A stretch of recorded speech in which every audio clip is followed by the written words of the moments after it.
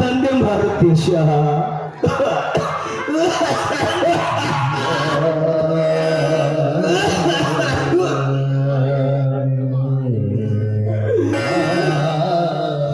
ತಂದೆ ಮಾರುತೇಶ ನಿನ್ನ ಕಷ್ಟವನ್ನು ಆಲಿಸಿ ನಿನ್ನ ಮನಸ್ಸಿಗೆ ನೆಮ್ಮದಿಯನ್ನು ನೀಡಲಿಲ್ಲವಪ್ಪ, ನೀಡಲಿಲ್ಲ. ನಾನು ನೆಮ್ಮದಿದೆ ಇದ್ದೇನಪ್ಪ, ನಾನು ನೆಮ್ಮದಿದೆ ಇದ್ದೇನೆ. ನನಗೆ ಯಾವ ಕೊರತೆನೂ ಇಲ್ಲಪ್ಪ, ನನಗೆ ಯಾವ ಕೊರತೆನೂ ಇಲ್ಲ. ನನ್ನ ಬಗ್ಗೆ ಯಾಕೆ ಚಿಂತೆ ಮಾಡುತ್ತೀರಿ ಅಪ್ಪ, ಯಾಕೆ ಚಿಂತೆ ಮಾಡುತ್ತೀರಿ? ಈ ನನ್ನ ಮಗನ ಕಷ್ಟಪಟ್ಟು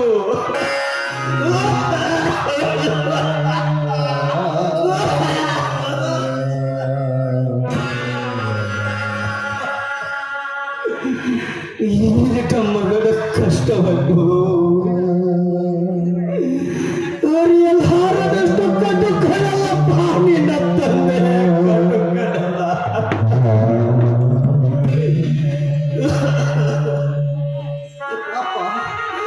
ಏನು ಮಾತನಾಡ್ತೀರಿ ಅಪ್ಪ, ಏನು ಮಾತನಾಡ್ತೀರಿ? ನಾನು ನಿನ್ನ ತಲೆಯ ಮೇಲೆ ಅಕ್ಷತೆ ಕಾಲನ್ನು ಹಾಕಿ ನನ್ನ ಜವಾಬ್ದಾರಿಯನ್ನು ಕಳೆದುಕೊಳ್ಳಬೇಕೆಂದು ಮಾಡಿದನಪ್ಪ.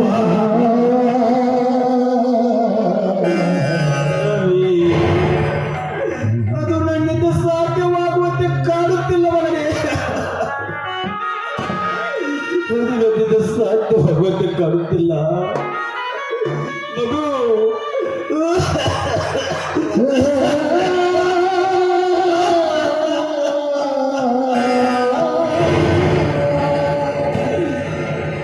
ನಾನಿನ್ನು ಹೆಚ್ಚು ಸಮಯ ಬದುಕಲಾರೆನಪ್ಪ, ಬದುಕಲಾರೆ.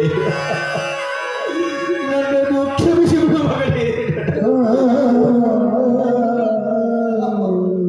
ಹೀಗೆ ಮಾತನಾಡುತ್ತೀರಿ ಅಪ್ಪ,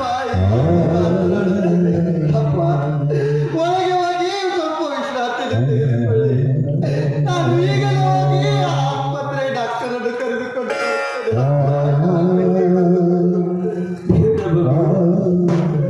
ಡಾಕ್ಟರ್ ಹತ್ರ ಹೋಗ್ಬೇಕಪ್ಪ.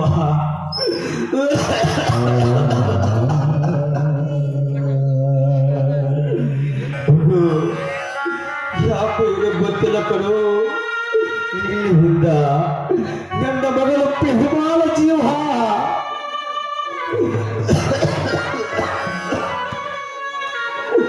ನನ್ನನ್ನು ಬಹಳ ನಡೆಸ್ತಾ ಇದೆ ಕಣೋ, ಬಹಳ ನಡೆಸ್ತಾ ಇದೆ.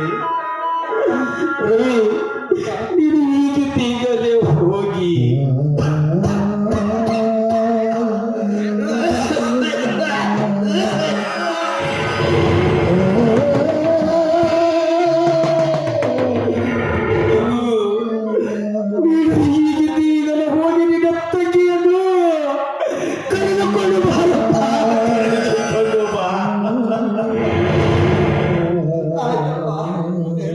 ನಾನು ಈಗಲೇ ಹೋಗಿ ನನ್ನ ತಂಗಿಯನ್ನು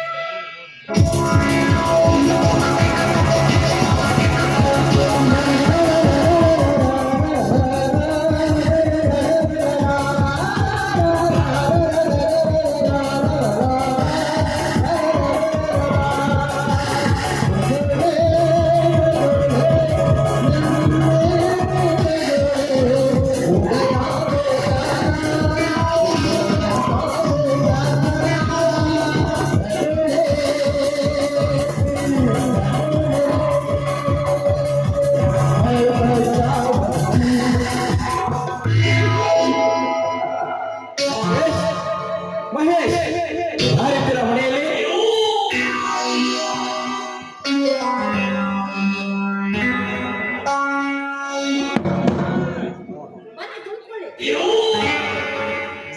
ಕವಿತಾ, ಎಲ್ಲಿ ಹೋಗಿದ್ದಾರೆ ನಿನ್ನ ಮೈದುನ, ನಿನ್ನ ಗಂಡ ಮತ್ತು ನಿನ್ನ ತಂಗಿ ಪ್ರೇಮ? ಪ್ರೇಮ ನೀರು ಹೋಗಿದ್ದಾಳೆ. ನನ್ನ ಮೈದುನ ಹೊರಗಡೆ ಹೋಗಿದ್ದಾನೆ. ನನ್ನ ಗಂಡ ಅಂತೂ ಊರಲ್ಲೇ ಇರೋದಿಲ್ಲ. ಯಾವಾಗಲೂ ವ್ಯಾಪಾರ ವ್ಯಾಪಾರ ಅಂತ ತಿರುಗ್ತಾನೆ ಇರ್ತಾರೆ. ಅವನು ಒಬ್ಬ ಗಂಡ ಗೋಲಿ ಗುಂಡ. ತಂಗಿ ತಂಗಿ ಪ್ರೇಮ ಪ್ರೇಮ ಏ ಯಾಕೆ ಬಂದಿದ್ದೀರ ಬಡಬಿಕಾರಿ? ಏನಾಗ್ಬೇಕಾಗಿತ್ತು ನಿಂಗೆ? ನಮ್ಮ ತಂದೆಗೆ ಹುಷಾರಿಲ್ಲ. ಅವರು ಒಂದೇ ಸಮನೆ ಮಗಳು ಮಗಳು ಎಂದು ಬಳಲುತ್ತಿದ್ದಾರೆ ಅಬ್ಬ. ನಮ್ಮ ತಂಗಿಯನ್ನು ಕಳಿಸಿಕೊಡಿ ಅಮ್ಮ, ನಿಮ್ಮ ಕೈಗೆ ಮುಗಿದು ನೀ ಹೇಳಿದೀಗ ಎಲ್ಲ ಕಳಿಸ್ಕೊಡೋಕೆ ನನಗೇನಾಗೋದಿಲ್ಲ. ಅವಳು ಹೋದ್ರೆ ಇಲ್ಲಿ ಮನೆ ಕೆಲಸ ಮಾಡೋಣ, ನಾನೇನು ಕೆಲಸಕ್ಕಾಗಿ ಅಂತ ತಿಳ್ಕೊಂಡಿದ್ದೇನೋ ನೀಚ. ಕವಿತಾ, ಎಲ್ಲಿ ಬಿಡು, ಬಹಳ ಗೋಳಾಡುತ್ತಿದ್ದಾನೆ, ಕರ್ಕೊಂಡು ಹೋಗ್ಲಿ.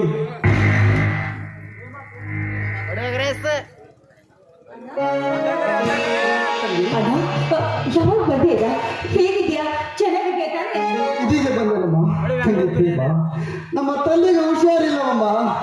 ಅವರು ಮಗಳು ಮಗಳು ಎಂದು ಒಂದೇ ಸಮನೆ ಬಳಲುತ್ತಿದ್ದಾರೆ. ಅದಕ್ಕಾಗಿ ನಿನ್ನನ್ನು ಕರೆದುಕೊಂಡು ಬಂದಿದ್ದೇನೆ ತಂಗಿ. ಸರಿಯಪ್ಪ. ಏನ್ ಹೇಳ್ತಿದ್ದೀಯ ನೀನು? ಅಪ್ಪಾಜಿ ಮನೇಲಿ ಹುಷಾರಿಲ್ಲವೇ? ಅಕ್ಕ, ಬೇಗ ಕಳಿಸ್ಕೊಡಿ ಅಕ್ಕ. ಅಪ್ಪಾಜಿ ನೋಡಿಕೊಂಡು ನಾನು ಬೇಗ ವಾಪಸ್ ಬಂದ್ಬಿಡ್ತೀನಿ.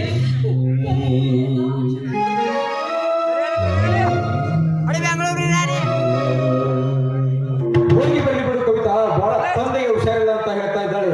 ಪಾಪ ಬಹಳ ಗೋಳಾಡ್ತಿದ್ದಾಳೆ, ಕಳಿಸ್ಕೊಟ್ಟು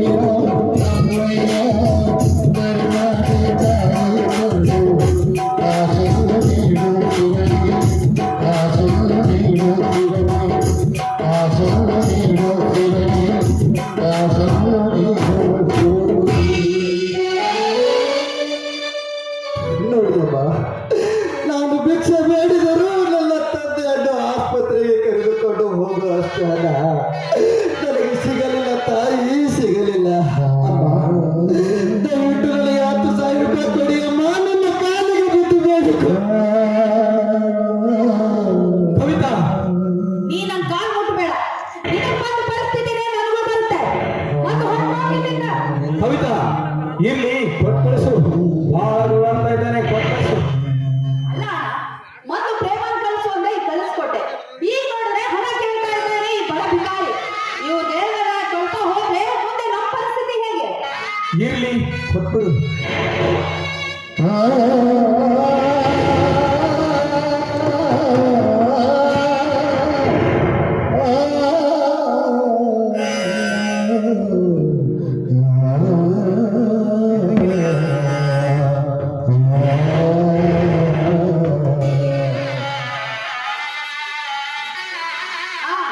ತೆಗೆದುಕೋ ಬಡ ಭಿಕಾರಿ. ಇದರಲ್ಲಿ 10,000 ರೂಪಾಯಿ ಇದೆ.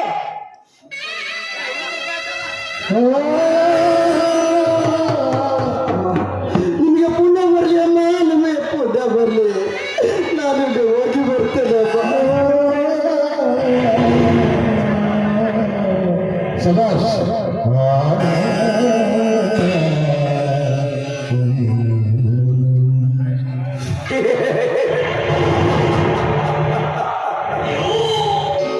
ಕವಿತಾ, ಪೊಲೀಸ್ ಸ್ಟೇಷನ್ಗೆ ಫೋನ್ ಮಾಡ್ತೀಯಾ?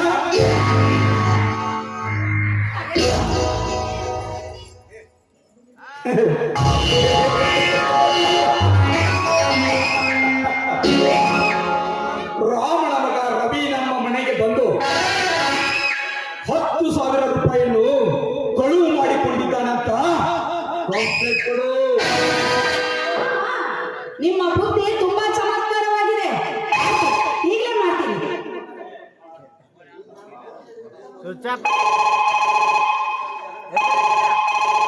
ಹಲೋ, ಪೊಲೀಸ್ ಸ್ಟೇಷನ್ ನೋಡಿ. ನಮ್ಮ ಮನೆಯಲ್ಲಿ ರವಿ ಅನ್ನೋನು ಬಂದು 10,000 ರೂಪಾಯಿ ಕಳುವು ಮಾಡ್ಕೊಂಡು ಹೋಗಿದ್ದೇನಾ ಸರ್? ಆದಷ್ಟು ಬೇಗ ಬಂದು ಅವನನ್ನ ಅರೆಸ್ಟ್ ಮಾಡಿ ಸರ್. ಆಯ್ತು.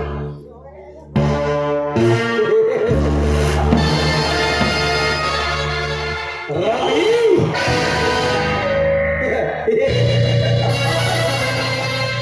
ಇನ್ನು